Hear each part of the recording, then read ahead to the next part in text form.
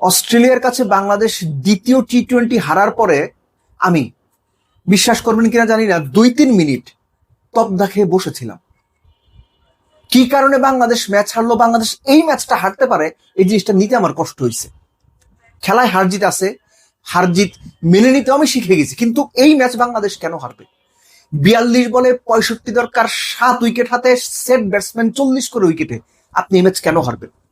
কত চমৎকার ব্যাটিং একটা স্টার্টের পরে, পাওয়ার প্লেতে 72 করার পরে কেন আপনি ম্যাচ হারবেন? আমি কিছু ডট মেলানোর চেষ্টা করেছি, আপনারা দেখেন আপনাদের সঙ্গে মেলে কিনা, যেগুলো বাংলাদেশের হারের কারণ বলে আমার মনে হয়। Number 1, dot ball. অস্ট্রেলিয়া কয়টা ডট খেলেছে পুরো ইনিংসে বলতে পারবেন? 30টা, বাংলাদেশ 39টা। বাংলাদেশ ম্যাচ হারছে কয় রানে? সাইফের ইনিংসটাকে আপনি কিভাবে মূল্যায়ন করবেন? 127 স্ট্রাইক রেটের 42, ঠিক আছে নাকি?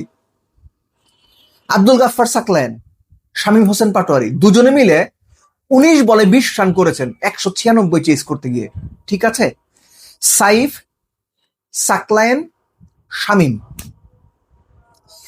এই 3 জনে মিলে 52 বলে 62 রান করছে। 52 বলে 62 রান করছে। এখন আপনি বলেন বাংলাদেশ কোথায় ম্যাচ হলো? আমি 3 জনকে দোষ দিচ্ছি না, কিন্তু এই যে অস্ট্রেলিয়া চাইতে আপনার গোটা 8-9টা ডট বল বেশি খেলা, টপ অর্ডারের একজন 127 স্ট্রাইক রেটে রান করা, 7-8 নাম্বার ব্যাটাররা দুজনে মিলে 19 বলে 20 রান করা, 196 চেস করতে গেলে এগুলো হইলে আপনি ম্যাচ জিতবেন।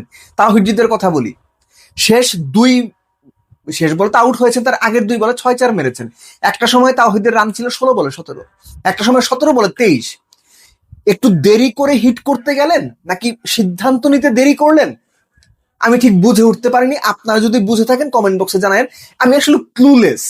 এই বিষয়গুলো মনে হয়েছে ব্যাটিং পয়েন্ট অফ ভিউ থেকে দলের হারের কারণ। কেননা 196 চেস করতে গিয়ে 3 জন পার্টিকুলার ব্যাটসম্যান যখন 52 বলে 62 রান করবেন, তখন আর ম্যাচ কিছু থাকে না। তানজিদ তামিম দুর্দান্ত একটা স্টার্ট করে খুব স্লপি আউট হয়েছেন। আজকে বলবো আমি, সৌম্য সরকার ভালো স্টার্ট করেছিলেন এবং জাম্পাকে যে বলে মারতে গিয়েছিলেন ওটা ফুল বল, মারার বলই ছিল, ছক্কার বলই ছিল, সৌম্য মিস করে গেছেন। সাইফ হোয়াইট বল আউট হয়েছেন। ওই পুরনো কথা, কোথায় মাথা, কোথায় পা, কোথায় ব্যাট, কোথায় বল, সাইফ নোজ বেটার। শামীম পাটোয়ারি কি হয়েছে জানি না, দেশের সেরা ফিনিশার, কিন্তু তিনি যেভাবে পরপর 2টো ম্যাচ খেললেন বা আউট হলেন, ভালো লাগেনি। তাও হিরজিদায় গিয়ার চেঞ্জ করতে গিয়ে বোধহয় অনেক বেশি দেরি করে ফেলেছেন। পারভেজ ইমন ওয়াজ স্পট অন, যা করা দরকার করেছিলেন। পারভেজ ইমন বোধ করি আর 3টে ওভার থাকলে ম্যাচটা বাংলাদেশ হয়তো জিততো, কারণ হারলে অনেক কিছু সামনে আসলে, ও থাকলে ভালো হইতো, ওই বল খেললে ভালো হইতো। আপনি আরেকটু সহজ করে চিন্তা করেন, অস্ট্রেলিয়া বাউন্ডারিতে কত রান করছে? 10টা 4, 11টা 6, কত? 106।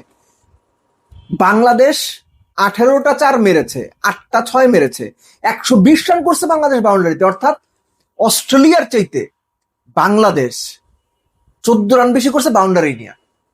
কিন্তু এই যে 8-9টা ডট বল বেশি খেলা, 196 চেস করতে গিয়ে 8-9টা না, 5টা ডট বল বেশি খেলা অনেক বড় মার্জিন করে দেয়।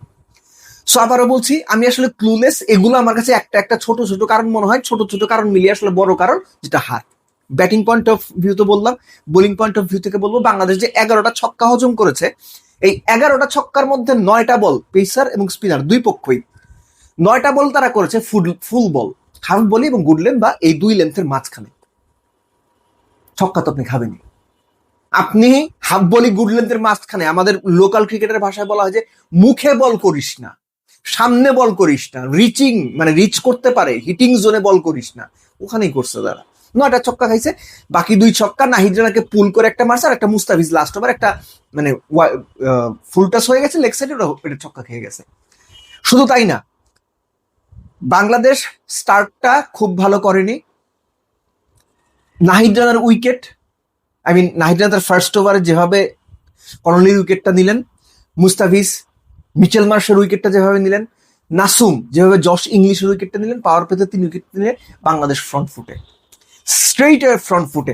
এরপরেই হচ্ছে আসল ট্রিকটা, এই যে 52 বলে 97 রানের একটা পার্টনারশিপ হইল, ডেভিড এবং ম্যাট্রেন্সো তো আর আউটই হন নাই। তারা ক্যালকুলেট করছেন উইকেটটা কেমন, কোন বোলারকে মারবেন হিসেব করছে, এবং কোন রকম তাড়াহুড়া করতে যায় নাই, শান্ত থাকছে, শান্ত থেকে পুরো ইনিংসটা প্রসিড করেছেন। সাকলাইন 1 ওভার 19 দিছে 10তম ওভারে, রিশাদ 13তম ওভারে সম্ভবত 1 ওভার 21 দিছে, 2 ওভারে তো 40।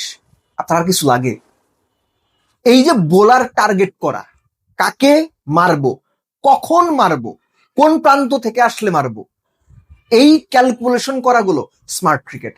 আমি এই শুক্রবার ম্যাচটা যখন হয় সকালবেলা এটা নিয়ে একটা আলোচনা করেছিলাম, বাংলাদেশ আনস্মার্ট ক্রিকেট খেলবে কিনা।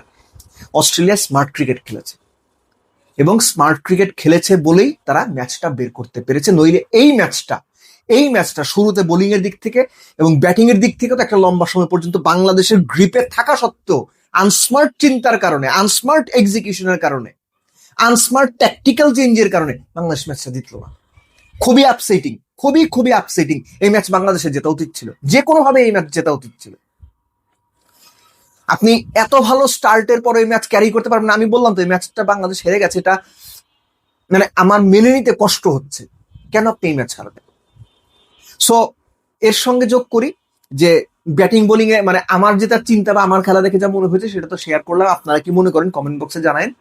আরেকটা বিষয় হচ্ছে যে সাকলাইন আসলে নতুন বলের বোলার, এটা তো ডোমেস্টিক ক্রিকেটও ঠিকঠাক মতো আমরা খুব বেশি দেখি না। সে মূলত মিডল বা ডেথ ওভারের বোলার।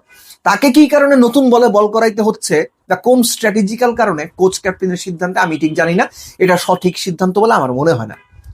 নাসুম খুব ভালো বল করেছেন, কিন্তু তারপরও শেখ মাহিদিকে বসিয়ে দেওয়াটা আমার কাছে খুব বেশি ভালো সিদ্ধান্ত মনে হয়নি। কেননা শেখ মাহিদি সাদা বলে স্পেসিফিক্যালি টি-20-তে বাংলাদেশের বেস্ট বোলার। আর আপনি বসাইতেন রিশাদরে বসাইতেন যদি তোর বসানোর দরকারই ছিল। এখন ম্যাচ আপ চিন্তা করে যে left hand right hand combination, এগুলো তো বাংলাদেশের ধরেন একদম মানিকগঞ্জের ভাষায় বলে ইডিগিডি বাচ্চা, ওই ইডিগিডি বাচ্চা মানে তারা 10-12 বছর ক্রিকেট খেলে, এদের থেকে একদম 40 বছরের বয়স ঘরোয়া লিগ খেলা ক্রিকেটার পর্যন্ত মাথায় ঢুকে গেছে left hand right hand combination. এটা বাংলাদেশ ক্রিকেটকে আগে আমি বলেছি যে একদম ভেতর থেকে কুরে খাচ্ছে, যে বল করতে পারে, যার সামর্থ্য আছে, তার কাছে right hand left hand matter করে না। ওয়ার্ল্ড ক্রিকেটের দিকে তাকান, বুঝতে পারবেন এগুলো ম্যাটার করে আমাদের দেশের প্লেয়ারদের কাছে। ম্যাচ আপ অবশ্যই গুরুত্বপূর্ণ, ম্যাচ আপ অবশ্যই কাজে লাগে, কিন্তু সেটাই সবকিছু ক্রিকেটের, এটা বাংলাদেশের ভেতরে ঢুকে গেছে। আমি এইটা বলার চেষ্টা করছি। এনিওয়েজ, মাহিদিকে ড্রপ করার সিদ্ধান্তটা ঠিক মনে হয়নি। এবং একই সঙ্গে রিশাদ যে বল করছেন, তিনি যদি মনে করে থাকেন বাংলাদেশ টিমে তার জায়গা একদম সিমেন্ট কংক্রিট দিয়ে মাখিয়ে একদম শক্ত করে দেওয়া হয়েছে, তিনি ভুল করবেন। শুধু এটুকুই বললাম, এর বেশি আসলে বলাটা ঠিক হবে না, কেননা ঋষাদ বাংলাদেশের অ্যাসেট, লেগ স্পিনারদের আমরা সুযোগ দিই না। কিন্তু যাদের সুযোগ দেওয়া হয় তারা নিজেরাও যদি নিজেদের কাজটাকে ভ্যালু না করেন বা নিজেদেরকে দিন দিন ডেভেলপ না করতে পারেন, তাহলে ভবিষ্যৎ খুব ভালো বলে আমার মনে হয় না। এনিওয়েজ, সিরিজ তো হেরে গেছে, হোয়াইট ওয়াশ থেকে বাঁচতে হবে।